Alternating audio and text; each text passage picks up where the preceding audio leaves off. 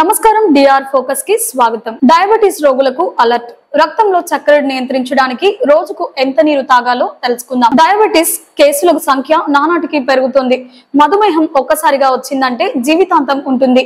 ముఖ్యంగా ఈ వ్యాధికి ప్రధాన కారణం పేలవమైన జీవన శైలి, అనారోగ్యకరమైన ఆహారం అని పేర్కొంటారు. దీనికి సరైన మందులేవి ఇంతకు ముందు కనుగొనలేదు. నివారణ ఒకటే మార్గం. రక్తంలో చక్కెర స్థాయిని నిర్వహించేలా ఆరోగ్యంపై దృష్టి పెట్టాల్సిన అవసరం ఎంతైనా ఉంది.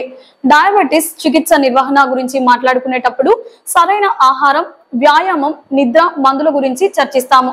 కానీ మనం త్రాగునీరు, ద్రవాల సమతుల్యతను కాపాడుకోవడం గురించి మాట్లాడడం మర్చిపోతాము. అలాంటి పరిస్థితుల్లో రక్తంలో చక్కెరను నియంత్రించడానికి రోజుకి ఎంత నీరు త్రాగాలి అనే ప్రశ్న తరచూ తలెత్తుతుంటుంది. వాస్తవానికి ఓ వ్యక్తి 3 నుంచి 4 లీటర్ల వరకు నీరు తప్పనిసరిగా తీసుకోవాలి. అప్పుడే హైడ్రేట్ గా ఉండగలరు. వాస్తవానికి మధుమేహంతో బాధపడే వారికి తాగునీరు మాత్రమే సరిపోదు. వాళ్ళు ఎలక్ట్రోలైట్స్ అధికంగా ఉండే ద్రవాలను, తగిన మొత్తంలో గ్లూకోజ్ ను కూడా తీసుకోవాలి. తద్వారా శరీరం దానిని సులభంగా గ్రహించగలదు. శరీరంలో నీటి కొరత ఏర్పడినప్పుడు రక్తంలో చక్కెర మరింత కేంద్రీకృతం అవుతుంది. ఫలితంగా చక్కెర స్థాయిలు భారీగా పెరుగుతాయి.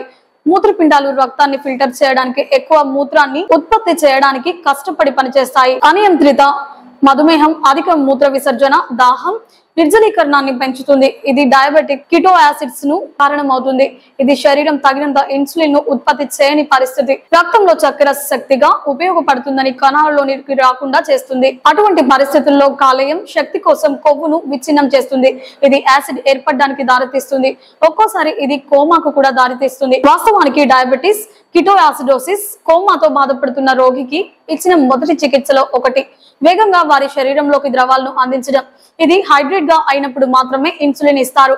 అత్యంత సాధారణ లక్షణాలకు అతిదాహం, నోరు పొడిబారిపోవడం, మరింత తీవ్రమైన సందర్భాల్లో చర్మం దాని స్థితిస్పారకతను కోల్పోతుంది. దీనితో పాటు తలనొప్పి, పొడి కళ్ళు, పొడి చర్మం, ముదురు పసుపు మూత్రం, మైకము, సాధారణ బలహీనత, అలసట వంటి లక్షణాలు కూడా ఉంటాయి.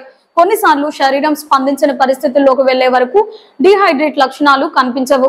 అప్పుడు పల్స్ వేగంగా, బలహీనంగా మారుతుంది. ఇది గందరగోళం, నీరసాన్ని కూడా కలిగిస్తుంది. ఇటీవల SGLT2 గ్లూకోజ్ విసర్జనను దారితీస్తుంది.